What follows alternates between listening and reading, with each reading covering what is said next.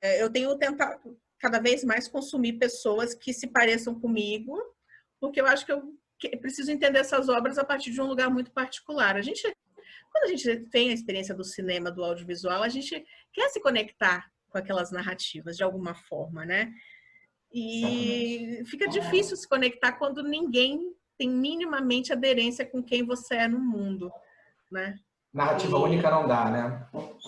ela não existe, né? Ela não existe.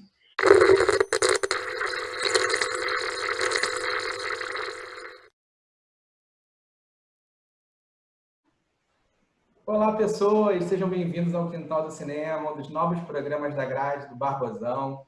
Toda quarta no YouTube do Campeonato Barbosa, um novo episódio. Aqui é o espaço que você já conhece. Sempre discutiremos um tema de cinema ou de série, alguém que entende muito do riscado. E hoje nós temos a queridíssima roteirista Carolina Gomes, ela que é pós-graduada pelo Senac São Paulo em roteiro audiovisual. Muito bem-vinda ao Quintal do Cinema, Carolina Gomes. Muito obrigada, Daniel Quintal. Vamos falar hoje sobre o filme As Boas Maneiras e também vamos dar um enfoque num tema muito legal, que tem a ver muito com o trabalho da nossa convidada, que é a participação das mulheres no audiovisual, no cinema, na direção de filmes, tanto no Brasil como lá fora. Vamos falar das Boas Maneiras, né? Começando falando do filme. É um filme dirigido e escrito por Juliana Rojas e Marco Dutra. Um filme que tem toque de horror, também tem um pouquinho de musical, de romance. Filme em que a personagem Clara é contratada por Ana para ser a babá do seu filho que vai nascer. E acontecimentos meio esquisitos mudam para sempre a sua vida. Eu não tinha ideia do tamanho da questão do que é ter ou não mulheres atrás das câmeras. Eu sempre tive um pouco de, enfim, inquietude. Enfim, gente, eu nasci nos anos 80, enfim, vi Arquivo X, por exemplo, a minha vida inteira, e eu achava a Scully, por exemplo, uma mulher fodona. Sempre amei. E aí, assim, a gente já sabe que tem uma questão muito séria na frente das câmeras, os personagens. Mas eu não imaginava o tamanho da questão atrás, né? E aí, quando a gente fala de cinema mundial, já era uma questão. Brasileiro, então, gente, a gente tem uma questão ainda muito mais séria. E aí, nessas andanças, você acaba aguçando o olhar, né? A gente começa a olhar muito mais de perto a ficha técnica das obras que a gente vai consumir, né? E aí, com isso, eu me deparei com... O nome da Juliana Rojas aparece frequentemente quando a gente vai falar de mulheres no audiovisual. É uma figura muito, muito, muito importante no nosso cinema. E a Juliana está presente em muitas fichas técnicas, ela tem filmes muito, muito bons, né? Tem o Trabalhar Cansa, também tem um em particular que eu gosto bastante, que é a Sinfonia da Necrópole, não sei se você viu. Esse está na lista para eu ver agora. É muito legal, um musical de uma funerária, muito, muito bacana. Mas essa questão do filme do As Boas Maneiras, ele puxar bastante o nosso tapete, né? Ele entra muito nessa questão do filme de gênero, que é pouco usado aqui no Brasil, né? O pessoal, alguns filmes, essa dificuldade de se assumirem de gênero. Mas mesmo assim, ele é um filme de horror, de certa maneira, vai ficando cada vez mais. Ele também tem a questão no primeiro ato do romance entre os protagonistas, né? Que tem suas dinâmicas próprias, assim. E também até ele flerta um pouco com o musical, especialmente em duas cenas. Sim. Como é que você vê? Você acha que é um filme que pode ser enquadrado como um filme de horror? Ou você acha que reduz muito? Então, eu acho que reduz muito. Eu fiquei pensando, quando eu terminei de ver, eu falei, tá, como é que eu descreveria esse filme para ganhar um filme de terror? Não sei se ele é só isso. Eu acho que é tentar encaixar ele numa coisa que ele não é só isso. Eu acho que a surpresa dele vem de tudo isso, né? Verdade. Vem dele ter esses toques todos que você mencionou. Particularmente é um filme que tem duas protagonistas, né? A Marja Distiani e a Zoe Isabel, que estão muito bem nos papéis, e eu não estou acostumada a ver nenhuma das duas nesse tipo de narrativa. Eu fiquei surpresa, assim, gente, com muita coisa, assim. Então, eu acho que eu não consigo enquadrá-la. Daqueles filmes que eu fico quebrando a cabeça, assim, como é que eu falaria para alguém sobre ele, tentando encaixá-lo num gênero? Não conseguiria. Fato. E a personagem a Clara, né, a personagem da Isabel Zoá, ela tem uma coisa muito interessante em termos da própria atuação, que ela meio que muda no filme, né? Ela começa o filme ela é muito tímida, ela simples, ela tem uma relação ali estranha com a patroa e ela é apaixonada por ela. E da metade do filme, que é a grande virada, né, virada do primeiro para o segundo ato, ela já aparece com um cabelo diferente, ela já aparece já como uma mãe protetora. É uma composição muito difícil da atriz, né? E a questão do protagonismo dela também já é uma coisa muito rara, né? Essa coisa de um filme protagonizado por mulheres, tem uma protagonista preta, e ela faz de uma maneira do filme que a insegurança dela no início vira uma personagem muito diferente na segunda metade, né? Como é que você acha isso? Não, e assim, eu confesso que quando o filme começa, enfim, a questão, acho que da crítica, né, social aparece muito forte pela relação dessas duas personagens, né? Verdade. Então eu acho que aí já me chamou a atenção. Mas em algum momento a coisa começou a ficar, eu falei assim, gente, mas tem alguma coisa que é mais do que isso. E aí começa. E eu acho que os personagens foram segurando muito bem essas viradas. Verdade. Né? Elas foram segurando muito bem, porque são várias. É muito curioso quando você enxerga uma figura, um personagem crescendo na narrativa durante esse período do filme, né? Uhum. Porque para mim são várias, assim, o personagem da Isabel é ali naquele primeiro pedaço e ela tá outro. Ela assume uma questão ultra complexa, aquela cena da virada dela da criança, e aí agora, que eu, sabe, assim, para onde que eu vou com isso, assim, e você fala, não faço ideia. E aí quando você vê que virou, você fala, cara, eu fiquei surpresa, assim, o filme me assim, enfim, não escolhi o filme à toa, ele realmente me surpreendeu demais, assim. Eu achei que as mulheres estão incríveis. Eu também não vi no cinema, né? E realmente é um filme que eu gostei bastante. As mulheres são incríveis e também, inclusive, a Marjorie Chiano tem aquela coisa que ela bota no sotaque mineiro também, né? Ela é uma atriz... Mentororano, né? E a coisa bem contida, né? E também tem a participação da Cida Moreira, que eu adoro, como a vizinha, a Dona Amélia, né? Que canta a música no teclado, sobre perdoar o irmão. Gente, aquilo é muito... Sabe assim, você não espera. Aquilo é o tipo de coisa que você não espera para um filme que está tendo aquela condução. Eu achei, juro, me gerou um estranhamento, mas eu falei, Sabe aquele filme que você vai entrando na trama e você vai falando assim, nada me parece absurdo, fora de lugar, cabe. Eu fiquei surpresa. Fiquei surpresa. E ainda sobre essa transição de gêneros dentro do filme, como é que a gente falou sobre o filme ser um horror, essa coisa da mística do lobisomem também, que é usada no personagem da criança, do Joel, mas como é que você vê o romance e o flerte com o musical também? Porque o filme me abandona um pouco essa questão do romance na virada do segundo ato, né? E ele dado num tempo limitado de tela, embora a Marjorie Chiano sempre volte nas lembranças, na coisa do cavalo, da dança, do Chora Me Liga, né?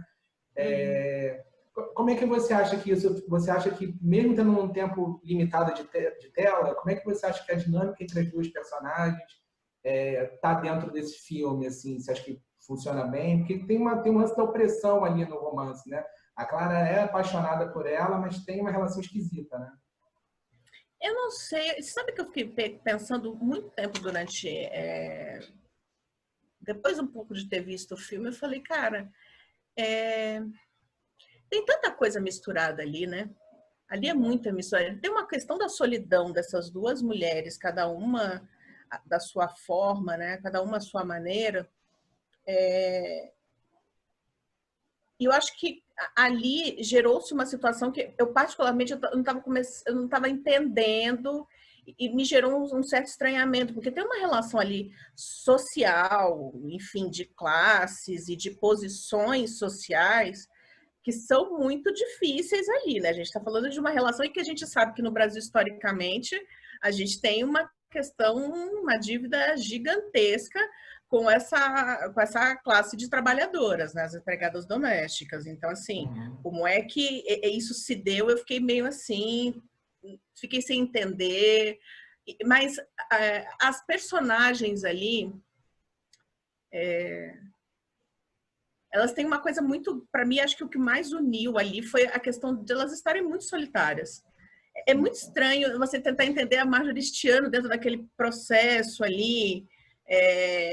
A personagem da Isabel também ficou uma coisa estranha. Eu confesso que eu ainda não tenho uma definição, ou então uma crítica clara a fazer sobre esse romance, mas é um negócio que, no primeiro momento, eu confesso, me deu uma incomodada, porque eu falei, cara, é estranho, e a gente tem essa coisa no Brasil de que o empregado, a coisa dessa questão, dessa abordagem, o lugar, de que é da família, e de que as pessoas se envolvem numa clara, enfim, maneira de oprimir, porque, enfim, a gente tem um país que foi construído em cima de abuso, né? Enfim, e isso, para mim, pegou. Eu fiquei...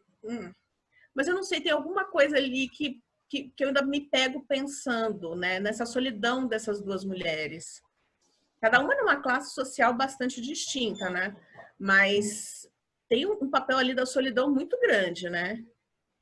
É verdade. O filme trabalha com uma coisa muito rara, que não só, que já é muito difícil no Brasil, que é o protagonismo feminino, né? Tem uma protagonista preta e um protagonismo lésbico. E isso no filme, essa questão do romance que eu quis perguntar, é exatamente isso, que isso fica, de certa forma, parece que está um pouco abandonado, mas ela tá, a Marjorie este ano, mesmo morta, a personagem, está sempre presente, né? Na foto, na dança. E você falou da crítica social e racial também, que o filme começa bem marcado nisso, né? A primeira cena é a Clara esperando para subir no elevador de serviço, a própria entrevista dela com a Marta Cristina é super constrangedora, aquela coisa, você é babá, mas você cozinha também, reproduz umas dinâmicas bem terríveis da nossa sociedade, coisas normalmente aceitas. E, em teoria, isso vai sendo um pouco largado conforme o filme vai mudando, mas não está, né? Você não acha que isso está bem presente o filme todo, inclusive na questão alegórica dos personagens, da cena final, né? Um do lado do outro contra todo mundo? Sim, porque os dois não são muito aceitos, né? Tem uma coisa ali. É muito louco, né? Você sabe que eu agora acabei de lembrar, né? Dessa coisa do horror, e quando a pessoa coloca também essa questão da crítica racial e social. Eu estou assistindo Lovecraft Country, né? O Sim, território Lovecraft, da HBO. E a HBO tem ficado especialista, né, em fazer essas atualizações trazendo essa questão racial. Fizeram isso para mim brilhantemente em Watchmen, eu fiquei apaixonada.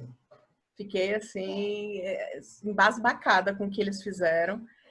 E aí o Lovecraft traz muito disso, né? Teve uma cena, enfim, não vou dar grandes spoilers, mas que assim, para quem conhece a obra do Lovecraft, tem muito dessa coisa desse terror, né? Sim. Como é que o pessoal coloca terror cósmico? Acho que é um gênero, enfim. Mas eu olho para aquilo enquanto pessoa negra, uma mulher negra, e eu falo, gente, às vezes os monstros do Lovecraft são infinitamente menos assustadores do que eu estou vendo, das tensões e das violências raciais que estão na série. E ali, para mim, tinha muito desse lugar. Eu falei assim, gente, não é uma mulher, uma mãe só com esse filho. É uma mulher negra. Com aquela horda de pessoas chegando. Assim, o que é essa alegoria ali, sabe? Quem era ali o diferente nessa construção, sabe? Um signo muito forte. É muito forte. E ela se colocando, os dois se colocando lado a lado, né? Uma criança completamente, enfim, não é uma criança normal, nesse sentido de... não é uma criança puramente humana, enfim, se é que a gente pode dizer assim, com uma mãe negra ali, enfim, que esse filho acabou ficando com ela por circunstâncias também, enfim, ela não conhece. E assim, eu acho que o fato dela não saber exatamente como é que isso chegou até esse ponto, porque acho que também tem isso. Nem a própria personagem da Marjorie sabe muito bem como é que ela chega ali, né? Naquele ponto. Então, eu acho que também tem uma coisa de não ter essas histórias muito nítidas, de você herdar uma situação não normal e aí você tomar a decisão. O que eu faço com isso? Eu abandono e me coloco de fora, ou me coloco nesse front? Mas ao se colocar nesse front, ela traz esse menino também para essa vida dela, que também não tem nada de tranquila, não é fácil, não está resolvida. É Eu verdade. fiquei encantada também por esse meandro todo que acontece ali. E a cena final tem aquela mudança final do arco dela, assim, aos 45 do segundo tempo, que ela deixa de esconder o filho para encarar de frente lado a lado, né? De frente lado a lado, tudo ao lado do filho, encarar de frente Sim, aquela horda, né? exato. Você citou agora o Lovecraft Country, que ainda não via, mas que é interessante porque um dos produtores é o Jordan Peele, do Corra, né? Que Não, também usa esses signos do terror para fazer alegoria sobre o racismo, né? De forma brilhante. total. Total. Não, o Corra é daqueles filmes. É um outro filme que eu também olhei e falei, gente, eu não estava esperando por isso. Eu tinha Maravilhoso. visto o trailer quando ele estava começando a fazer um buchicho nos Estados Unidos. Eu não sei. Aí sabe quando parece que assim, alguma coisa acontece, eu apaguei da memória. Quando eu cheguei para ver efetivamente o filme, eu fiz com outras duas amigas roteiristas negras. Gente, todo mundo saiu meio assim. O que foi isso? Sabe assim, todo mundo meio passado. Eu nunca estava esperando, eu nunca tinha visto nada parecido com aquilo. E é um E é filme também. aterrorizante. E quem É quiser. ater... Desculpa. Imagina, Quem quiser desligar o cérebro também, só assistir um filme assustador, ele funciona perfeitamente, né? Ele é muito bom, né? muito. E aí eu fui ver o Us dele depois, eu também fiquei Também passada. gosto Nossa, eu muito. também. Não, eu fiquei apaixonada. Eu tenho pânico da música da Minnie Riperton depois disso, tá? Eu não posso ouvir aquela música. De volta para a questão da crítica social do filme, eu tive que botar aqui na pauta, como nós somos apreciadores, grandes apreciadores da obra dos Racionais MCs, que é aquela Naturalmente. questão da imagem de São Paulo, da divisão da cidade pela ponte, né? E isso, em vários momentos do filme, aparece aquela tomada aérea, de um lado aqueles prédios gigantes, e do outro as moradias mais periféricas. Sim. Isso também divide o filme em vários momentos, né? Como é que você vê, não como é que você vê, mas essa dinâmica da cidade de São Paulo, você que mora em São Paulo conhece bem a cidade, ela está presente no filme bem marcada na Clara e na Ana o tempo inteiro? Eu acho que tá sim. Tá sim. E eu acho que fica muito nítido assim. Tem várias, enfim, várias tomadas que eu reconheço os lugares, eu falo, é uma dinâmica dessa mesmo. E em São Paulo tem muito dessa questão de ser muito mais separado. A gente às vezes tem populações aqui de classe média alta que, enfim, estudam em determinados lugares, frequentam determinados lugares e não fazem ideia do que é chegar na periferia. Não fazem ideia. Então, eu acho que a cidade ela se constrói nessas divisões e a gente, eu moro, enfim, na zona sul de São Paulo. Eu acho que fica muito nítido quando a gente acessa outros lugares, mesmo dentro da zona sul, porque a zona sul é um mundo, é gigante, Tudo em é São Paulo é enorme, gigante, né? tudo, as proporções aqui são gigantescas. E aí, essa questão, de fato, tem uma dinâmica muito diferente, né? E como é louco, né? O personagem da Isabel, ela o tempo todo indo para o lado de lá e passando por questões, e aí do lado de cá também tem outras questões, que é essa solidão, essa questão social de estar sozinha, de não ter dinheiro para aluguel, enfim, é uma situação complexa. Tem, sim, tem super. Né? Aqui em São Paulo isso acontece demais. Eu conheço pessoas, eu trabalho com pessoas que, por exemplo, são de classe média alta, que não fazem ideia do lugar em que eu trabalho para cá, que é onde eu moro, na periferia, como existe, o que é, qual é o tamanho, enfim. E eles usam bem eles têm várias tomadas quando a questão do shopping, o shopping, se eu não me engano, é um shopping que fica exatamente durante o percurso de uma linha de trem aqui da Zona Sul. Uhum. Então, a marginal, ela meio que divide esses lados, né? Então, a gente tem, durante esse percurso da marginal aqui, a gente tem várias dessas divisões. Tem shoppings aqui em São Paulo que a gente não consegue chegar se não tiver carro. Então, isso já é uma forma de segregar. Esse shopping é um shopping mais elitizado, é um shopping mais antigo de São Paulo, mas também é um shopping mais elitizado. Do lado de cá, dessa marginal, se você segue essa linha desse trem, tem realmente alguns bairros bem periféricos. É muito louco, assim, essa divisão da marginal, ela gera esse lugar, né? E essa imagem da marginal é interessante, porque a Clara deixa o bebê na marginal, né? É isso. Ela deixa e fica ali bem e depois ela se arrepende. Sim.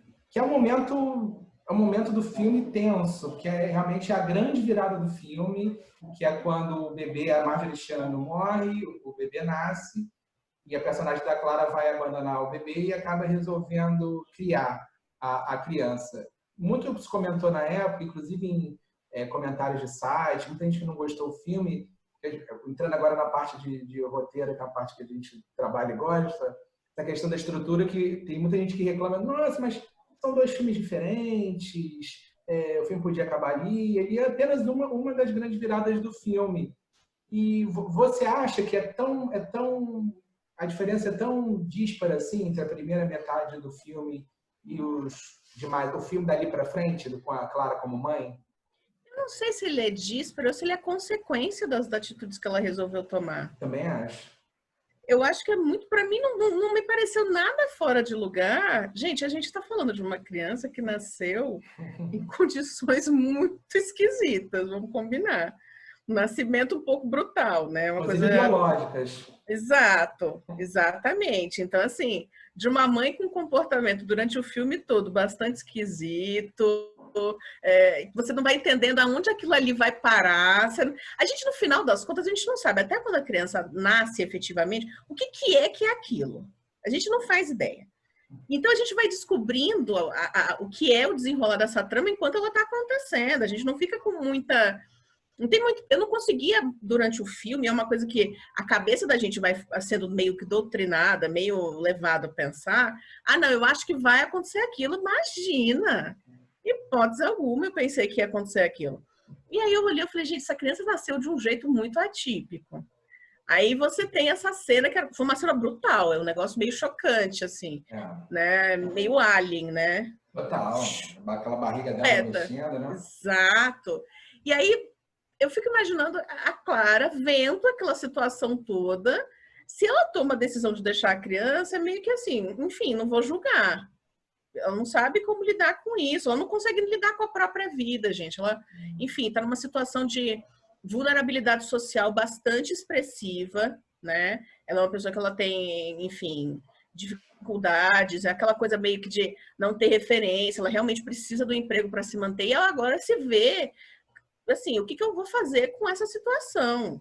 Enfim, eu estava numa relação que também não me parece que ali, enfim, acho que pensando até, a questão do romance, eu não sei se era uma coisa que foi premeditada, planejada, ou se foi mais uma das coisas que aconteceu com essas mulheres nessas situações, sabe? Eu fico pensando o que é exatamente ali, sabe? Fico me perguntando exatamente qual foi ali a questão. E ela olha para aquela criança e fala, putz, eu vou deixar. Deixo, não deixo. E assim, eu encaro isso com uma criança, como é que eu encaro? Não sei o que é. Ela não sabia também o que ali ia acontecer, o que ia virar. Ela jogou para cima, né? Ela jogou e falou, vamos lá, vou me colocar em contato com essa situação, mas de fato, de maneira alguma, gente, se ter uma criança sozinha, em estado de vulnerabilidade social, já é complexo. Imagina herdar uma criança que não é muito bem uma criança, de uma pessoa que você mal conheceu, porque elas não tiveram esse tempo de aprofundamento, para além daquela relação ali, a partir do momento que elas se conhecem, não tem interação com a família, do personagem da Marjorie, não tem outras coisas, é muito elas duas, naquela dinâmica muito solitária ali. Então, é difícil você imaginar o que se passou ali na cabeça dela, por isso eu acho que a situação foi tão surpreendente que o filme deveria ter acabado ali. Para mim foi, gente, acho que eu fico pensando, qualquer um na situação dela que faria. E no meio de tantas viradas, tantas cenas interessantes, qual é a cena mais marcante do filme para você? Ai, tem várias. Pode falar. Tem várias. Eu acho que tem aquelas... Acho que a primeira vez que a Marjorie, a gente vê ela sonâmbula, aquilo é muito... Aquela luz da lua, ela andando. Gente, aquilo foi muito bonito, assim, esteticamente eu achei a cena incrível. O nascimento da criança, eu, assim, gente, adorava a Tenente Ripley em Alien. Então, assim, falei, gente, Alien, adorei. Enfim, que é um dos clássicos, né? Com essa questão Verdade. da mulher, desse gênero, enfim. E aquela cena daquela criança rastejando é um negócio meio assim. Eu não esperava nunca aquilo naquele filme, nunca, mas nunca. E eu achei incrível, até em termos mesmo da construção visual. É muito, muito bem feito, eu fiquei surpresa. E a cena final? Para mim, a cena final me mata. Ela A cena simboliza bem, final, né? ela é um tapa e eu assim, putz, Aquele último plano, né, deles, vem pra porrada, sim, né? é a gente contra o mundo. É, assim, é muito forte aquilo ali, né? É É muito verdade. forte. Eu fiquei passada. E tem várias outras cenas, mas essas três, eu fiquei assim, caramba. Me lembrou um pouco o final também do Edward Mãos de Tesoura, né? Que é o bairro inteiro vai contra ele, vai caçar aquele que é a aberração, que é o diferente, e que, na verdade, ali é um ponto de vista diferente, né? Que é o estranho, que trouxe tantas melhorias ali para a região, mas vai continuar sendo um estranho para sempre e vamos acabar com ele. E é muito como o diferente é visto, tem tudo a ver com, não só com o lobisomem, quanto a situação da própria Clara. E assim, gente, é uma mulher dirigindo com personagens assim, dentro daquela dinâmica, enfim, que a gente conhece social de novo, a questão racial, mas ninguém ali é óbvio. Ninguém. Então, assim, Verdade. a personagem da Marjorie, da Isabel, o menino, gente, o menininho, eu fiquei passada com a interpretação do garoto. É, muito boa. Ele é muito bom. Então, acho que não tem ninguém óbvio ali. Acho que o filme é um tratado de não obviedades na cara da gente, sabe? É um Verdade. tratado. O filme escolhido nos leva ao tema da representatividade feminina no audiovisual, que é uma questão que deve ser dita. E assim, né? Eu sempre tive uma paixão enorme pelo cinema, tudo, mas você sabe que a gente nunca para de novo para assistir, para olhar para tudo que a gente já leu, para tudo que a gente já discutiu muito profundamente. Eu lembro que na faculdade eu tinha feito alguns trabalhos que eu, enfim, sou formada em letras, e aí eu tinha feito algumas aproximações com audiovisual, e aí eu já tinha lido, acho que tem um livro da eu não lembro eu não lembro o nome da autora, é Kaplan, alguma coisa assim, falando de um filme super classicão que é A Procura de Miss Goodbar, algumas coisas assim. E esse filme é uma paulada, assim, esse filme, tipo, e eu lembro dela discutindo nesse livro sobre o filme, e aí começou a me dar um estalo, mas ainda era uma coisa muito, enfim, muito embrionária. Quando eu saí desse seminário, eu fiquei chocada, porque a gente, pela primeira vez, eu tinha visto dados do audiovisual brasileiro, coisas assim, gente, chocantes.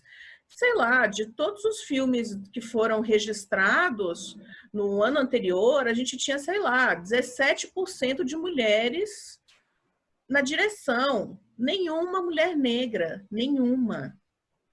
E aí, aí quando você começa a se aprofundar nos dados, né? Porque eu acho que isso é importante quando você vai gerar algum projeto ou fazer alguma política pública, porque a gente fica muito na impressão de que tem alguns assuntos que, quando a gente fala de arte, eles estão sublimados, né? Não, imagina, a gente não tem. Enfim, e é tão bacana a gente perceber que as dinâmicas, não é bacana saber que essas dinâmicas estão em todos os lugares, mas é interessante e bacana a gente saber que elas sim estão em todos, e a gente não está numa bolha de pessoas que escrevem, pessoas que fazem música, porque essa dinâmica a gente percebe na sociedade como um todo, independente de área de atuação. Quando você se pega com os dados, você fala assim, gente, a gente tem um problema, ele não é pequeno. Gente, o último filme que tinha sido entrado em circuito dirigido por uma mulher negra, foi no ano de 84. Não, o primeiro filme, o da Adélia Sampaio, Exato. é o O da Adélia primeiro, Sampaio, O Amor Maldito. o primeiro filme dirigido por uma diretora negra de 1984, cinema brasileiro de quase 100 anos. Exato. Então, assim, não, e aí a gente ficou de 84 até pouquíssimo tempo atrás, eu acho que há uns 2 anos, com a Camila de Moraes, que fez o caso do homem errado. Gente, olha o hiato, a gente está falando de 30, 20 e poucos, 30 anos. Isso é um absurdo, um absurdo. Posso estar até enganado, eu estou até conferindo aqui em termos de apuração de dados, mas eu acho que a estreia do Café com Canela também, 2017, que é um filme maravilhoso, de Maravilhoso. 2017, e dirigido pela Glenda Nicásio e pelo Ari Rosas, que também foi depois de mais de não sei quantos anos, que foi um filme dirigido por uma mulher negra que entrou em cartaz do circuito comercial. É isso. Ou seja, é um negócio que, assim, se a gente não coloca em dados e números e traz isso para a luz, a gente começa a achar que é um problema que está... eu imagino que não tenha muitas, mas não é que não tem muitas, a gente não tem. É um apagão, é desesperador você olhar para isso. Enfim, nesse cenário, eu tinha acabado de sair desse seminário, que a questão da mulher negra no audiovisual foi super debatida. A gente discutiu qual é o papel da mulher nessas salas de roteiro, de criação, qual é esse lugar, essa coisa desse prestígio da mulher assinando uma obra, porque esse lugar do autor, né, esse lugar da pessoa que capitaneia a obra, né, e a gente percebe que isso em algumas atividades dentro do nosso audiovisual, isso não é tão discrepante assim. Por exemplo, quando você vai falar de produção executiva, a gente tem muita mulher fazendo, é quase meio a meio. Então, assim, quando a gente começa a entrar nesse lugar da autoria, da criatividade, desse lugar do prestígio mais artístico, esse lugar vai sendo negligenciado para as mulheres. Isso é muito complicado. Só que a gente sempre tinha uma impressão, né? Era uma coisa muito da impressão. E aí, na Ancine, foi um dos primeiros anos, acho que 2016 ou 2015, que a gente começou a fazer essa medição nos filmes que eram registrados. Uhum. De novo, não tem mulheres negras na direção e no roteiro. Tem um documento da Ancine, inclusive, que é um informe de 2018, que é gritante. É gritante. As mulheres são responsáveis dos filmes analisados, 1.320 filmes analisados, por 38% dos filmes. A representatividade branca, em comparação com a preta, com 5,3% de profissionais pretos no setor. E aí você falou, a questão da mulher, em algumas coisas, são clubes fechados, né? É mais difícil encontrar no roteiro. E profissionais, assim como eu, que são homens brancos, não só precisamos dessa noção, mas que são visões que empobrecem também o resultado. Você vai estar sempre aquele clubinho do homem branco de 40 anos, quer dizer... Cis, empobrece hétero. o cinema. Exato. É isso. E aí, assim, o que eu tenho tomado... Assim, você sabe que eu sempre falo, ninguém estava preparado. A gente é criado num mundo machista, racista, a gente precisa ter essa dimensão. Quando você percebe que essas dinâmicas machistas e racistas, elas estão em todos os lugares, inclusive na obra que você quer consumir, enfim, na sua diversão no final de semana, ou então, enquanto você está no seu momento de diversão, você começa a perceber que é muito tenso. E eu tenho cada vez mais me percebido, assim, tudo que eu consumi de cinema até hoje. Porque, assim, quem gosta muito de cinema, a gente foi basicamente educado numa linha de gostar do cinemão americano ou do cinemão europeu, sabe? A gente não tá... A gente, assim, as grandes escolas de cinema expressionista, no Velho Wagner, a gente está acostumado a ver homem nesse lugar. É isso. E aí, quando eu paro para olhar, eu fico assim... Quantos filmes de mulheres nessa época eu vi? Ou então, se eu vi, eu sabia que eram dirigidos por mulheres? Porque isso, para mim, hoje virou uma questão importante. Por exemplo, tem filmes blockbusters que eu assisti a minha vida inteira que depois que eu fui descobrir que era dirigido pela Catherine Bigelow. Tinha filmes dos anos 80 com Keanu Reeves, que eu adoro, que eram dirigidos por ela. Eu falei, gente, ninguém fala. E a gente sempre fala, o cara que dirigiu, o cara que escreveu, sabe? Por exemplo, agora, acabei de ter essa questão aqui num grupo de WhatsApp, a pessoa falando do Território Lovecraft, é uma showrunner mulher, é uma mulher negra. Então, assim, a gente sempre está acostumado a colocar no papel do cara, o cara que dirigiu, o cara que escreveu. E aí você fala, meu, não é o cara. E aí, o que eu tenho percebido nessas últimas andanças, né, de ser mais crítica e mais apurada no que eu vou ver, é que quando eu vejo alguma coisa que é muito fora do que eu tô acostumada, ai, Dani, eu vou te falar. Normalmente é muita mulher no rolê. É, né? É muita mulher no rolê. É isso. Que E a gente ainda não chegou no momento de ver isso em profusão, sabe? Por exemplo, esses dias eu estava assistindo uma série da Amazon, que é o Pequenos Incêndios por Toda Parte. Sim. Eu fiquei absurdamente chocada com os adolescentes da série. De verdade. Assim, nenhum deles é óbvio. Nenhum. E aí eu fiquei olhando e falei assim, gente... Aí eu parei, eu comecei a ver a série num sábado à tarde, eu só parei horas depois, quando eu terminei em êxtase, eu falei assim, gente, eu preciso agora entender quem escreveu isso aqui. Rapaz, assim, tinha homens, tinham pessoas de origem asiática, tinha muita mulher negra. Aí, assim, você olha as personagens, todo mundo tem um conflito absurdamente interessante. Todos os personagens, não tem nenhum personagem jogado, não tem fala jogada fora, gente. E é tão rico, porque assim, eu cresci vendo... Gente, eu sou uma mulher negra. Quantas mulheres negras em papéis de destaque dos filmes que eu gosto, que eu vi? Nenhum. Sendo bem categórica. E o Little Fires Everywhere, essa série que você fez referência agora, também é Sim. baseado num romance escrito por uma mulher. Exato.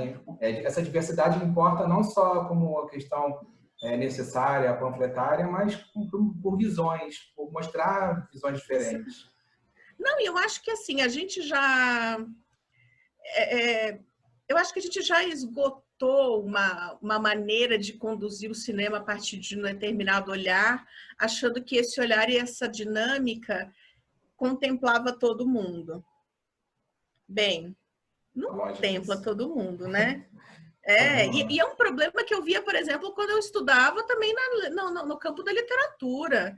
Eu sempre ficava muito incomodada com a dinâmica do conflito do homem moderno, sabe? Do Kafka. Eu ficava assim, é só essa dinâmica desse homem moderno, europeu, branco, que existe. Eu falei, então, eu não me encaixo, porque eu não sou nenhum homem, nem branco, não sou europeu. E assim, onde é que eu tô nessa história? Não tem nenhum conflito. E eu acho também que a gente começa a ter um pouco... Quando a gente tem maior diversidade de olhares, eu acho que é para além, né? A gente tem a questão da mulher, que é uma questão, mas assim, até as nossas constituições, eu acho que assim, a mesma dinâmica que a gente vê, por exemplo, no mundo corporativo, em grandes empresas, por exemplo, que a gente não tem diferentes classes sociais também, porque isso também ajuda você a não fazer olhares estereotipados sobre algumas coisas. O nosso cinema, ele estereotipa muito questões de violência, questões raciais, questões da pobreza, e de como que a gente olha para isso a partir de um lugar muito estereotipado, por achar que é uma coisa, ao invés de ter gente que vivencia aquela realidade. E vira um e aí padrão. Também... Exato. Então você vê assim, gente, mais uma série em que as pessoas acham que os grandes conflitos da mulher, os únicos conflitos que uma mulher pode ter são da ordem X, Y, Z, enquanto os homens têm conflitos de todos os tipos imagináveis. Pode ser um conflito vindo por um romance que aconteceu ou não, pela morte de alguém ou não. E assim... Por exemplo, eu sempre lembro, quando eu lembro disso de conflito, a Jodie Foster, um tempo atrás, ela falou de quase uma fixação, e ela tem isso muito nítido, porque o primeiro Oscar que ela ganhou foi pelo Acusados, né? Isso, o filme tem a cena... Enfim, o filme é uma paulada, mas como esse lugar da violência sexual para mulheres, na cabeça dos homens, é um conflito que resolve basicamente a trama toda. Assim, ele é um conflito central. Gente, a gente pode ter vários conflitos. Esse pode ser mais um, mas às vezes vira o único. Assim, quantas personagens já não viu que teve uma virada porque sofreu violência? Você fala assim, gente, de novo, mas de novo essa coisa. Aí, assim, eu sou, enfim, né? Não tenho, eu brinco que eu nasci um pouco atrasada, devia ter nascido agora, porque tem uma galera negra nerd falando coisas incríveis. E aí, esses dias eu falei assim, gente, eu passei a minha vida inteira vendo filmes em que super-heróis, homens, são super treinados para serem quem eles são. Mulheres, tá aí Jean Grey, que não deixa a gente mentir, elas são condicionadas a esconderem. Ela é um perigo. Ela é poderosa demais. Você já imaginou virar pro Superman e falar, você é poderoso demais, então a gente vai ter que começar a te talhar aqui? Tipo, começar a colocar sua cabeça em compartimento, porque você não lida com tanto poder? Gente, isso é uma dinâmica de opressão que pode parecer brincadeira, mas quantos? Eu estava assistindo a Academy Umbrella esses dias, e a mesma dinâmica. Eu falei assim, gente, a menina mais poderosa do rolê tem o poder dela cerceado porque ninguém ensina como uma menina lidar com tanto poder. Em teoria, ela não tinha nem poder no início, né? Eles não mostram. Exato. Então, assim, olha como a gente foi o tempo todo sendo talhada a mulheres, sendo colocadas nesse lugar de que não dá, não pode, sabe? É tenso. A gente viu isso na frente das câmeras a vida inteira. E a gente percebe que essas dinâmicas, assim, enfim, a gente percebe que elas se mantêm por trás das câmeras, nas salas de roteiro, na ausência de mulheres na direção, na condução dessas obras. Então, a gente percebe que essa dinâmica, ela se perpetua, né? Quando a gente começou a tratar do tema, a gente foi entendendo o tamanho da dimensão. Não é só uma questão de não ter mulheres atrás das câmeras, é como é que elas não conseguem chegar até esse patamar, porque isso é um processo, gente. Ninguém vira a chave e vira, de repente, diretor de longa-metragem do nada. Você tem todo um processo. Como é o processo de chegar nesse grau de maturidade que é onde todo mundo põe muitos olhos, né? Nessa questão do longa-metragem. E aí, quando hoje você vê um filme ou alguma produção audiovisual que não tem mulheres, você fala, gente, assim, não dá mais, né? 2020, a gente vai falar que não tem ninguém preparado. Eu acho também que esse lugar de não estar preparado também é um caminho, tá? Ninguém tá gente, ninguém tá 100% preparado para nada, vamos combinar. Agora, a gente tá afim de fazer uma mudança ou a gente tá afim de continuar batendo nas mesmas teclas que a gente bateu a vida inteira? A gente às vezes vai ter que virar um pouquinho de... Eu acho que todo mundo que hoje lida com esse tema de representatividade, diversidade, equidade, paridade, enfim, chame dessa forma, da forma que quiser, porque eu acho que depende do campo, a gente também tem que dar um passo um pouquinho para trás, assim, a gente está construindo uma nova forma de pensar, uma nova narrativa em relação a isso, e a gente não vai ter as pessoas prontas, não, porque quem está pronto é quem sempre esteve, quem sempre teve as oportunidades. Se a gente quer fazer diferente, a gente vai ter que usar táticas diferentes, então a gente vai aprender no meio do caminho, mas vai todo mundo junto. Essa coisa de não ter gente, mas não tem gente qualificada no mercado, que é uma grande falácia, tanto para mulheres como para diretores, atores negros, me veio à cabeça, eu até comentei contigo sobre botar na pauta uma cena da série I Love Dick, da Amazon, que é uma diretora de cinema em que ela está conversando com o Kevin Bacon, que é um homem branco, que é super influente na série, você comentou que você não tinha visto, e aí ele começa a ficar usando esse argumento para ela, de que não, o filme que as mulheres fazem, que as mulheres já trabalham com muita pressão, são sempre ruins. Aí ela fica revoltada e ela fala... E é até legal que ela fala assim, a Sally Potter, a Jane Campion, a Chantal Akerman, e aparecem as cenas tanto do Orlando quanto da Jimmy Gilman, né? Você não acha que esse tipo de máxima, dessa falácia, não acaba também, às vezes, atrapalhando essa coisa do desenvolvimento do próprio ponto de vista das profissionais mulheres qualificadas? E assim, né? É muito louco. Quando eu sempre ouço isso a vida inteira, o que é um olhar feminino, por exemplo? Eu me incomodo muito com o que é olhar feminino. Eu não sei o que é olhar feminino. Eu não tenho, assim, como é que é olhar o mundo como uma mulher, Carol? Não sei, eu sempre olhei o mundo dessa forma. O que é olhar masculino, Daniel? Você sabe responder de bate-pronto? O olhar feminino, você não acha que acaba deixando também as mulheres dentro dessa caixinha, às vezes, que é cômodo? Então, Isso, não, é assim, é que na verdade é igual falar de literatura, eu vou fazer sempre um paralelo com literatura, que é um campo também que enfim, é a minha formação inicial. O que é literatura feminina? Eu fico assim, para mim tem livros que são escritos por mulheres, assim como tem livros que são escritos, sabe, assim, o que é literatura feminina? O que é olhar feminino no cinema? Enfim, a gente não pode falar de qualquer coisa. E leva a uma coisa mais preconceituosa, que é o filme e literatura, que as pessoas dizem que é para a mulher, que é O terrível. que é para mulher? A Helena Né? Ferrante, você falou sobre literatura, ela numa entrevista hoje sobre o lançamento, hoje não, essa semana, sobre o lançamento do livro dela, ela falou que sente falta de ter mais leitores homens. E eles ficam nessa questão, mesmo os mais cultos, não, isso aqui é uma literatura diferente, e são livros riquíssimos. Existe esse preconceito, né?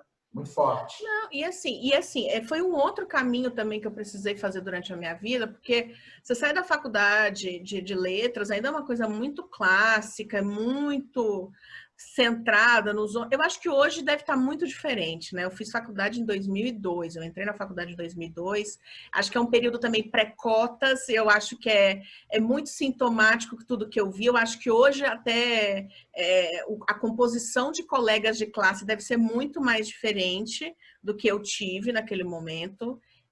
Por tudo que eu converso com pessoas que continuam na faculdade, eu acho que já está mudando, né? Porque a gente precisa colocar de onde partiu esses lugares. A gente tem, quando a gente vai lidar com literatura, com cinema, com a pintura, de onde vem tudo isso, gente? A gente tem alguém que sempre esteve na dianteira de poder contar essas narrativas. São homens e brancos, gente. É isso. E é por É isso isso, assim. também, perdão, Mas pode falar. é por isso também que as mulheres que se destacam nesse meio, ela tem sempre aquele selo do pioneirismo, né? As pioneiristas, Total. as pioneiras. A Alice Guy Blaché, tem até um filme muito bom chamado Be Natural, falando sobre ela, que ela fez vários filmes. Ela foi pioneira na direção, não sei se ela foi considerada a primeira diretora mulher, mas que muitos filmes foram assinados por homens, coisas que ela fez. Aqui no Brasil também a Cláudia Verberena, a primeira brasileira diretora. A gente falou da Adélia Sampaio agora. Você falou também sobre o mundo dos super-heróis, e quando chamaram a Patty Jenkins para dirigir a Mulher Maravilha, foi anunciado com um monte de coisa diferente. O universo da DC, o universo da Marvel, a primeira mulher que dirigiu um filme foi para dirigir a Mulher Maravilha. Quando que você acha que você, com iniciativas como a sua, quando que você acha que estamos longe de acabar do trabalho da mulher de destaque ser vista como um pioneirismo? Está longe de chegar a esse caminho? Ai, ó, Dani, olhando o copo mais cheio, a gente está olhando para isso como a gente nunca olhou. Eu acho que muitas iniciativas dentro e fora do país estão levando a tudo isso. Me Too tá aí, esse movimento todo. A gente vê em várias iniciativas em muitos lugares do mundo. A discussão, o Oscar acabou de anunciar, né? Quesitos muito contundentes para melhorar a questão de representatividade, porque não dá mais, né? O Oscar tão branco, né, gente? Como Não. né? Então, não dá mais. E masculino, você citou a Catherine Bigelow, até hoje ela é a única mulher em mais de 80 edições que gosta de melhor diretora. Gente, eu vi a premiação no dia que ela ganhou. Foi a Barbra Streisand que entregou o prêmio para ela, né? Eu não sei se enfim, né? Mas enfim, não venceu. Mas olha isso, gente. A gente ainda está em 2020 com um monte de inovações e tudo, e a gente ainda continua tendo notícia assim, a primeira mulher a fazer tal coisa, a primeira mulher branca. Mulheres negras, então, quando a gente vai falar, a coisa é ainda mais gritante. A Rachel Morrison, ela foi indicada para melhor fotografia. Foi a primeira mulher, ela é mulher negra, mas foi a primeira mulher assim, indicada como Oscar de melhor fotografia em 2019. Não, é tipo, é surreal. É surreal. Então, assim, eu acho que a gente ainda está longe, mas eu acho que a gente nunca falou tanto do tema.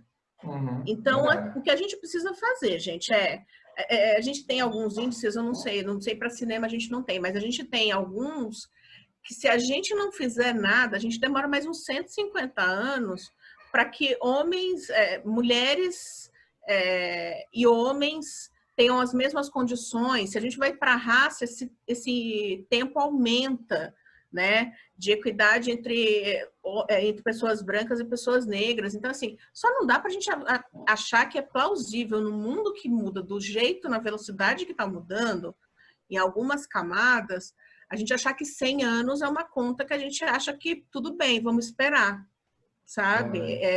Eu acho que a gente tem que todo mundo buscar, e eu acho que a gente, como público, tem muito esse papel de questionar, né? Os conteúdos que a gente consome. Gente, eu me deu um bug quando eu comecei a trabalhar nesse projeto, e é muito louco, né? A gente não chega pronto. Eu sempre falo, ninguém chega pronto para lidar com isso, porque o que a gente vê é um cenário muito complicado. Eu falei assim, gente, eu preciso começar a ver filme que mulheres dirigiram. Será que todos os filmes que eu dirigi foram homens? Aí eu falei, gente, eu vi muito filme que eu adoro, eu não sabia que era uma mulher que dirigia. Começou a me dar uma angústia e eu levei para literatura. Eu falei, gente, eu já li muito clássico. Eu preciso começar a parar. Eu fui ler, por exemplo, a Octavia Butler, é uma mulher negra que escreve ficção científica, com obras que... Gente, quando eu li, eu falei, nossa, minha cabeça explodiu. Eu fui ler Laços de Sangue, eu falei, gente, imagina a história, né? Quantas vezes você já não viu, Daniel? História de viagem no tempo. Não é de hoje. Uma mulher negra viajando no tempo, meu amigo. E a gente aceita como uma coisa super diferente, né? Olha, o protagonista é uma mulher negra viajando no tempo porque Não, e o conflito que isso traz, porque essa mulher se cai em determinados momentos da nossa história, que é o caso da protagonista do livro, da Octavia Butler, isso é um problema, isso é um risco de vida eminente. Então, assim, já é hoje, enfim, por tudo que a gente conhece de um mundo. Imagina eu cair na iminência da Guerra de Secessão nos Estados Unidos, é tipo um rolê desse. Então, assim, como que a gente achou que todo mundo estava contemplado dentro dessas tramas bobas, por exemplo, mais tranquilinhas, mais, enfim, de viagem no tempo? Até isso a gente tem. Imagina uma mulher viajando no tempo, é uma experiência completamente diferente de um homem viajando no tempo. Mas a gente achava que a experiência do homem branco esgotava a experiência do ser humano dentro desse planeta, né? E não esgota, não esgota.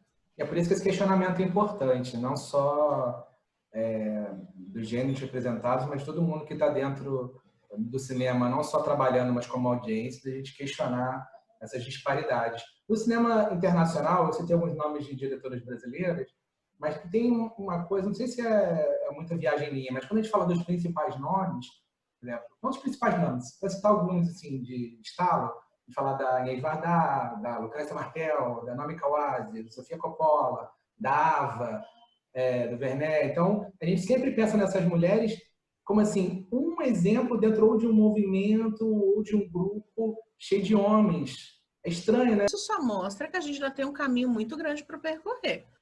E assim, mesmo trabalhando com isso, mesmo sendo muito mais crítica hoje em dia do que eu jamais fui em relação ao que eu consumo, gente, a gente tem uma quantidade de homens fazendo audiovisual, por exemplo, que é massacrantemente maior.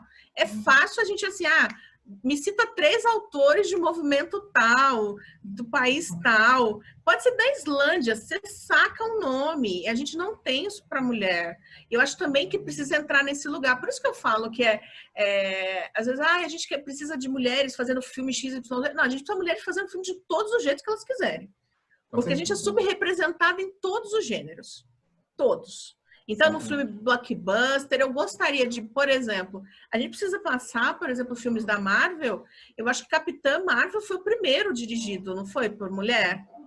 Eu acho que a Mulher Maravilha veio antes. A Mulher Maravilha mas é da DC. Tá certo. O cara que não manja nada de HQ.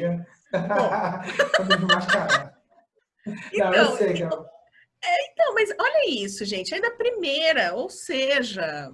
E o filme, eu fiquei passada quando assisti Capitã Marvel. Primeiro que a trilha sonora é um primor, só tem mulher. Anos 90, fiquei assim, né?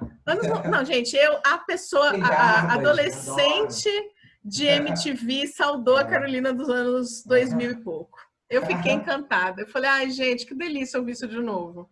Chelsea, Desiree, Ouvir Garbage, Roll. É tipo assim, gente, foi tão legal. E eu falei, cara, uma mulher que não tem nenhuma pretensão sentimental. Porque eu acho que também a gente também enfim, ela tem a relação mais forte que ela tem de amor, que a gente também precisa tirar um pouco das relações afetivas das mulheres no audiovisual desse lugar do romance hétero, do Uhum. romance com um cara, Dependente, do né? dependente. E eu acho que o filme As Boas Maneiras, ele traz um pouco esse não protagonismo desse romance com um cara. Eu acho que isso é muito bacana. E a Capitã Marvel, por exemplo, ela tem uma coisa, amiga dela, é o negócio que mais capturou a memória dela. É uma amigona, elas têm um outro tipo de amor, é um amor assim. Que quem tem uma amigona sabe o que é isso. E assim, É. por que os homens acham que entre mulheres não existe isso? E é Entre comum. homens existe, Em, exato. em filme de homem isso é comum, ninguém estranha, né? Pessoal, Exato. comédia engraçadinha sobre o como é que é, o malfadado bromance, essas coisas, o pessoal é mais aceita, né? Exato. Então, é tanta minúcia, é tanto. Eu brinco que é um descortinar de visões. Eu fiquei pegando os filmes que eu adoro. Eu fiquei morrendo de medo de voltar a assistir Arquivo X esses dias, que eu falei, gente, eu não dou conta. Eu adorava tanto a Scully, porque ela era um negócio muito diferente. O Mulder era o cara que acreditava em tudo. Ela, Mulder. Não, não é assim. Eu ficava assim, gente, será que vai ser ruim eu ver de novo? Eu tô vendo, eu falei, cara, tem umas coisas incríveis. Mas é uma mulher que ela não é estereotipada, enfim, ela tem um jeito muito dela de ser e cabe, gente. Tem mulher de todo jeito, assim como tem homem de todo jeito. A gente não é um grupo uniforme, que todas pensam da mesma forma. Lembra que tem mulheres com experiências mil. Ser uma mulher negra nesse mundo é uma coisa, ser mulher branca nesse mundo é outra. Ser uma mulher com deficiência nesse mundo é outra. Ser uma mulher trans é outra. Então, assim, como que a gente coloca isso encaixado como se fosse um bloco único, sabe? Não dá, né? Não dá, não dá. Total razão, é verdade. E a gente, eu na pauta, falando com você, a gente repete essas coisas, né? Ah, filmes recentes de temática feminina e a coisa reducionista. É muito reducionista. E não só, não a temática, mas em relação ao protagonismo feminino, dando exemplos recentes de filmes como Retrato de uma Jovem em Chamas, da Cecília Schumacher, um filme excelente, que praticamente todos os personagens relevantes são femininas e os homens são sempre vistos assim de fora, né? Eles não aparecem tanto em papéis relevantes. E a própria Favorita, que é dirigido por um homem, pelo Yorgos Lanthimos, que também tem um protagonismo bem destacado de mulheres. Você acha que hoje em dia você vê um espaço maior no protagonismo feminino, apesar da disparidade? Isso está aparecendo mais no cinemão, pelo menos? Eu acho que o cinemão capturou que isso hoje, assim como qualquer indústria, não dá mais para continuar do jeito que estava. É. E gera Não dinheiro dá. também, né? Não É nos isso, casos de filmes gente. específicos. Né? Não, assim, eu não vou mais sair de casa, assim, de verdade, para ver o mesmo filme de sempre e consumir e sair falando, porque eu acho que hoje a gente tem uma questão de uma série bacanuda que tem muito mais representatividade, tanto na frente das câmeras como atrás, ela gera um conteúdo, porque é algo que a gente não costuma ver. Então, assim, gente, se for para virar para falar de um adolescente, gente, a experiência de ser adolescente é tão múltipla. É verdade. Não é aquela coisa do conflito do menininho branco, nerd, que se sentia desvalorizado pelas meninas bonitas. Gente, ninguém aguenta. A gente já Malvadas. viu. Ai, assim, a menina que não quer, porque o cara acha que vai entrar numa friend zone, que é um negócio assim, uma bobagem, né? Não é porque você é legal que a gente tem que ficar com você, sabe? Então, assim, eu acho que tem tanta coisa aí que a gente tem que debater. E tem tantos outros olhares que ficaram de fora que, sinceramente, são esses outros olhares que eu tô querendo me debruçar. Eu já fui inundada, gente. São mais de 30, 40 anos, sei lá, são mais, certeza, mais de 30 anos assistindo conscientemente filmes. Não quero ver mais a mesma coisa, porque, assim, nunca me contemplou. É E, bom parte assim, da audiência isso também, né? muito. E, assim, Se aí também tem demanda. aqueles... então, mas tem alguns problemas. Por exemplo, vamos entrar em temas agora polêmicos, Daniel. Star Polêmica. Wars. Star Wars. Segue a vinheta da polêmica. Bem polêmica. Gente, Star Wars foi um negócio assim que, para quem é fã, gerou um bochicho tenso, assim. Eu fico, por exemplo, chocada. Assim, gente, eu sou fã de Star Wars, tá? fã, Uhum. desde que me entendo por gente. Sabemos. Isso, o Daniel já sabe, mas, né, para quem não me conhece. E, gente, quando eu vi que a gente ia ter uma Jedi mulher, eu fiquei assim, gente, eu esperei a vida inteira para isso. Aí o que é a grande quantidade, né? Pelo menos daquele, não grande quantidade, eu acho que aquele núcleo mais duro de pessoas que são fãs de Star Wars fizeram uma baixaria tão grande com os protagonistas que não são homens e brancos, que a Daisy Ridley cancelou o Instagram dela, de tão assediada que ela foi. O John Boyega, a mesma coisa. Tem uma das meninas uma menina de origem asiática que aconteceu a mesma coisa, ou seja, olha como é que a gente ficou acostumado a ver o mundo por uma perspectiva que hoje parece assim, estão acabando com a minha obra favorita. Então, é que assim, gente, tem muita gente que fica à margem. É muita gente que fica de fora. E a gente tem necessidade natural de querer consumir coisas novas, perspectivas novas, olhares novos. Eles não vão vir dos mesmos lugares, gente. Assim, não tem como. E não é só incel maluco que fica pressionando os atores, não. Pessoas, Não. em teoria, razoáveis, ficam essa coisa, vão acabar com a minha série, o meu filme, e botarem acho que é Pequena Sereia, que acho que iam botar Uma menina negra. Aí você fala, nossa, a Pequena Sereia não é negra. Gente, sereia nem existe. Obrigada. E não me surpreende, por exemplo, a gente nos últimos tempos a gente tem essas premiações maiores, tipo Oscar, com algumas narrativas que estão saindo um pouco desse lugar. A gente tem, por exemplo, Pantera Negra concorrendo a categorias um pouco menos clássicas do que um filme de super-herói. A gente tem, por exemplo, uma série como Watchmen quebrando a banca e vindo com um monte de indicação interessante, fugindo também um pouco desse estereótipo. Então, olha o que a gente está tendo aí de oportunidade de ver o mundo sob óticas diferentes. Gente, para quem escreve, para quem vê e é interessado, para além de qualquer outra coisa, é muito interessante, gente. Até eu me surpreendo, eu falei assim, gente, eu nunca pensei no que seria a experiência de uma mulher negra viajando no tempo. Eu nunca pensei do que é ser uma personagem negra como uma super-herói, sei lá, que talvez tenha que se disfarçar. Eu não sei, são tantos outros conflitos que surgem e a tua cabeça explode. Você pensa em tantas outras possibilidades. É muito interessante, né? Vamos combinar, né? E reparou que você citou essas desigualdades de gênero ao longo do programa? Você falou de literatura, a gente falou de filme de super-herói, a gente falou de novela vague, a gente falou de...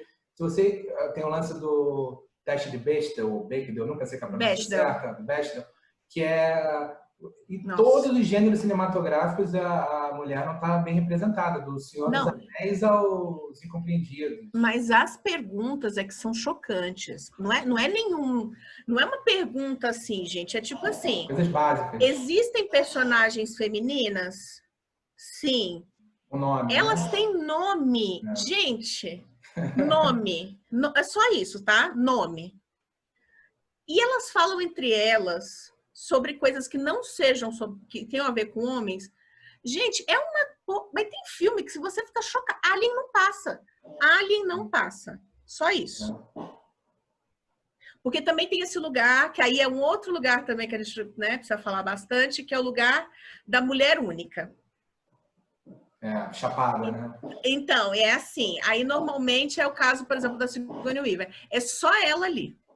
Ela é a mulher, mas só tem ela. Então a experiência de ser mulher é uma experiência única, é uma só.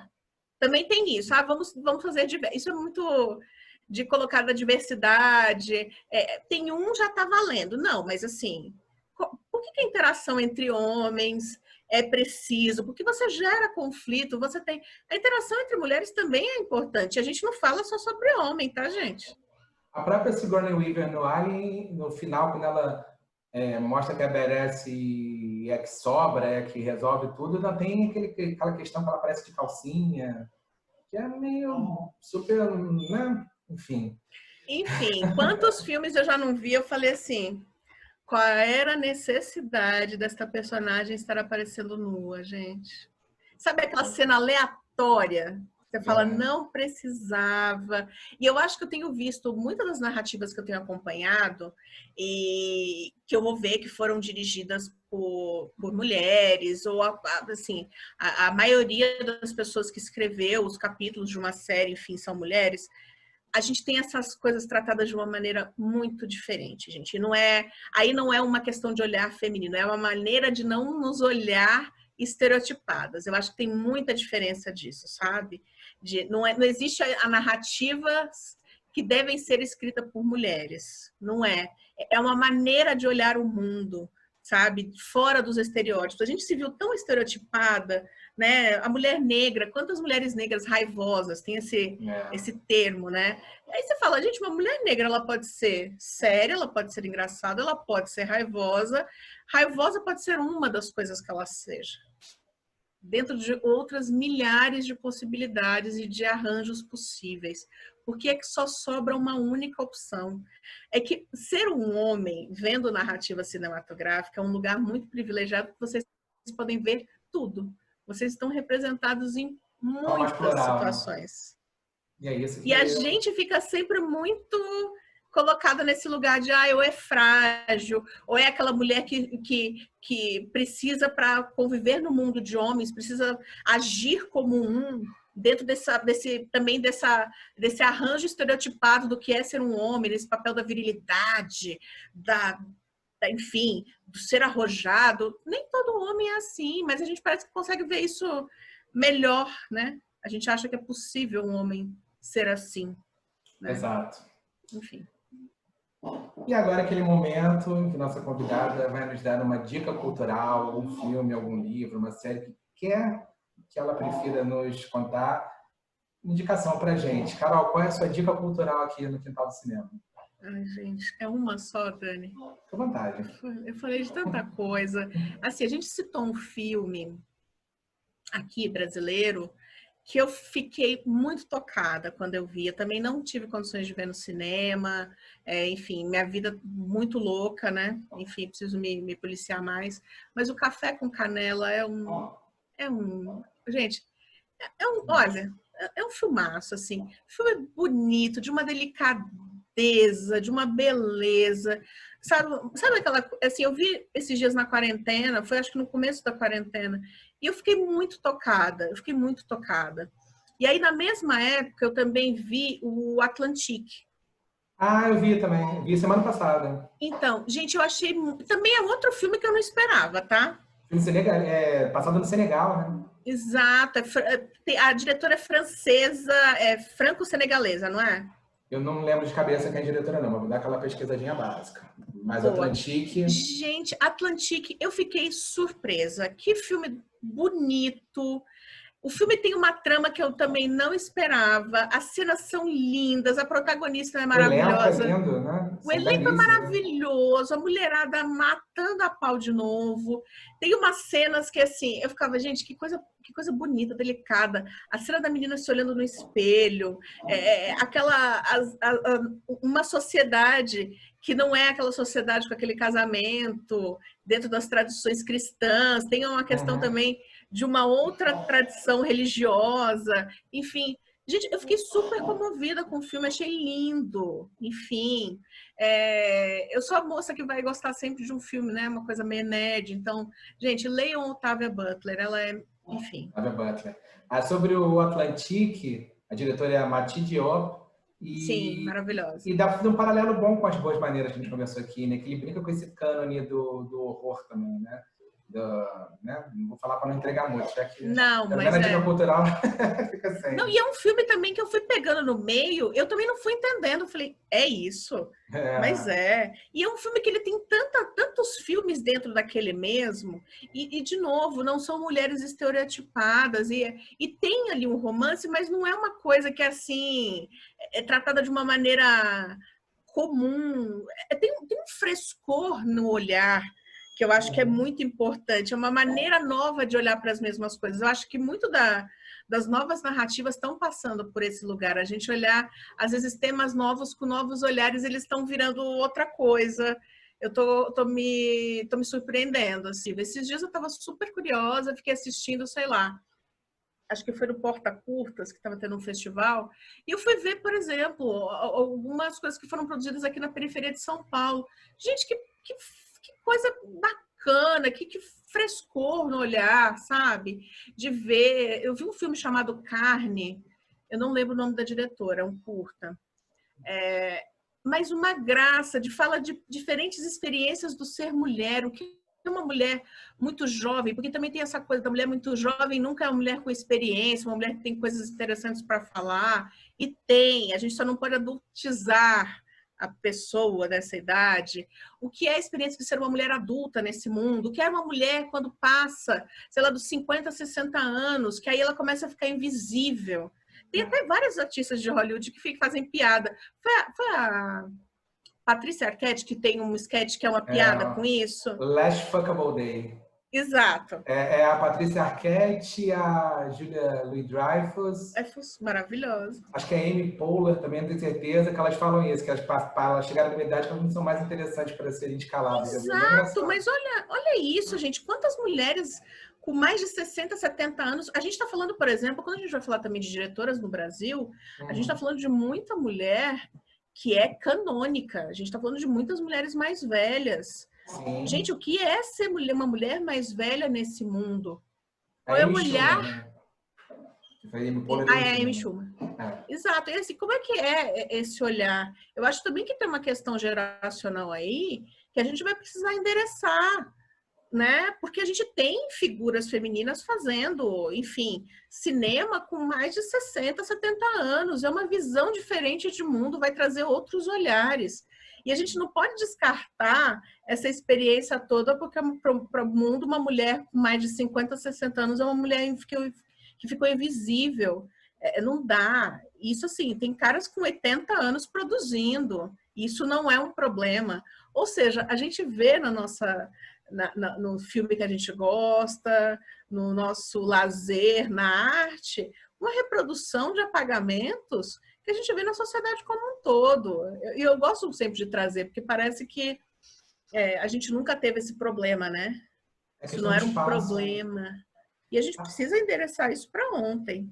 Enfim, entre as dicas culturais, né, gente? Eu acho que, assim, mais do que qualquer coisa que eu tenha citado, Café com Canela, o Atlantique, leiam Octavia Butler, enfim, consumam, enfim, conteúdos feitos por mulheres, eu acho que é esse o momento de... A dica, eu acho que fica olha a ficha técnica. Quem escreveu o teu livro? Quem produziu a tua série? Quem é que escreveu aquele capítulo que você adorou? Quem dirigiu? Quem escreveu? Porque a gente precisa começar a dar rosto, porque também é assim, se você acha que nunca tem, você nunca vê. A Dina Davis fala isso, né? Tem uma frase que ela fala, se você não vê... Como é que ela fala? If she can see it, she can be it. Então, assim, se ela pode ver, ela pode ser.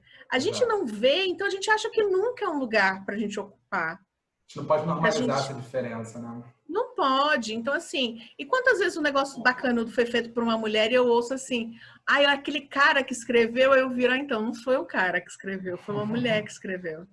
Nossa, eu nunca pensei. Eu falei, porque você acha que mulheres não podem escrever esse tipo de trama. Exato, é um clássico. É um clássico. E assim, não dá mais, né, gente? A gente precisa começar a particularizar para entender que, assim, todo mundo precisa fazer parte disso para isso ser minimamente decente. Com certeza. Então, dicas culturais da Carol, Atlantique, da Mati Diop, que está disponível na Netflix, Café com Canela, da Brenda Nicásio, dirigindo junto com o Ari Rosa. Aliás, tem outro filme dela muito legal, que não chegou a entrar em circuito comercial, chamado Milha, não sei se você viu. Não. Que vou anotar a dica, hein? Um diretor sequestra um cara para fazer... Não, minto. Um sequestrador sequestra um diretor para poder rodar um filme numa ilha. É sensacional. E a outra, Octavia Butler, tem algum livro específico da Octavia Butler? Olha, eu terminei de ler o Laços de Sangue, que é o Kindred, e tem a Parábola do Semeador. Eu tô lendo e eu tô assim, parei, mas assim, foi um livro que me deu uma pegada, fiquei sem tempo e eu preciso voltar. Mas ela tem uma obra super vasta. enfim, e é uma mulher que a gente, assim, eu não fazia ideia de que ela existia e, de repente, acompanhando alguns influencers, alguns produtores de conteúdo pela internet, eu acabei conhecendo. Tem uma pessoa que eu gostaria de indicar aqui, Vamos lá. que é uma amigona de Brasília, que o canal dela é Preta Nerd and Burning Hell. Preta Nerd em Incrível. Burning Hell? In Burning Hell. Ah, Então, in ela fala Burning Hell. muito... And Burning Hell. É muito bacana, porque ela trata muito desse universo pop, fazendo essa questão, sempre com esse olhar da questão do negro dentro das narrativas, da questão também de classe. Eu acho que é sempre muito interessante. E ela fez recentemente um que ela chama de Preta Read, que é lendo os livros da Octavia Butler e fazendo comentários a cada trecho dos livros. Recomendo super. Recomendo super. E é isso, assim, eu tenho tentado cada vez mais consumir pessoas que se pareçam comigo, porque eu acho que eu preciso entender essas obras a partir de um lugar muito particular. Quando a gente tem a experiência do cinema, do audiovisual, a gente quer se conectar com aquelas narrativas de alguma forma, né? E fica difícil se conectar quando ninguém tem minimamente aderência com quem você é no mundo, né? Narrativa única não dá, né? Ela não existe, né? Ela não existe. Essa narrativa parte de algum lugar, e normalmente é do lugar de sempre. E é isso que a gente precisa começar a botar reparo de que tem muito mais gente ficando de fora. Carolina Gomes, que honra recebê-la aqui no Quintal do Cinema. Papo ótimo, como sempre. Muito grande abraço, volte sempre. Quer mandar algum recado final, um abraço? Divulgar redes sociais? Consumam. Ah, não. Minhas redes sociais são pessoais, eu não sou influenciadora, né? Enfim. Deveria ser. Ah, olha, obrigada. Vamos ver aí, né, gente? Depois dos 40, né, gente? Vamos tentar outras carreiras. É uma amiga que me influencia, eu digo aqui. Olha, gente, obrigada. Não, mas não tenho, Dani, mas assim, eu acho que principalmente procure ver obras de mulheres, leia mulheres, consuma conteúdo produzido por mulheres artísticas, artistas, é um caminho que a gente ainda não coloca as mulheres como protagonistas, a gente sempre é objeto de estudo, mas a gente nunca é condutora em maioria dessas narrativas. Eu acho que a gente está vendo uma coisa nascer, sempre a gente teve mulheres aí nesse front e a gente agradece porque elas ajudaram a gente a baixar um mato, deixar o nome na história, mas a gente queria ter muito mais. Eu acho que o recado aqui é: consumam mais projetos, filmes, audiovisual, arte produzida por mulheres, feita por mulheres. A gente precisa, a gente quer. Eu acho que a gente, no final das contas, a gente anseia por ver tudo isso. Verdade, vamos consumir. Vamos. E assim, eu, Daniel Quintal, que me despeço, sou @Daniel Quintal no Twitter, @Daniel Quintal, KINTAO no Instagram, diferentão. Muito obrigado, grande honra te receber, Carol. Obrigada. E até semana que vem, gente, com mais um Quintal do Cinema. Grande abraço. Valeu, Carol.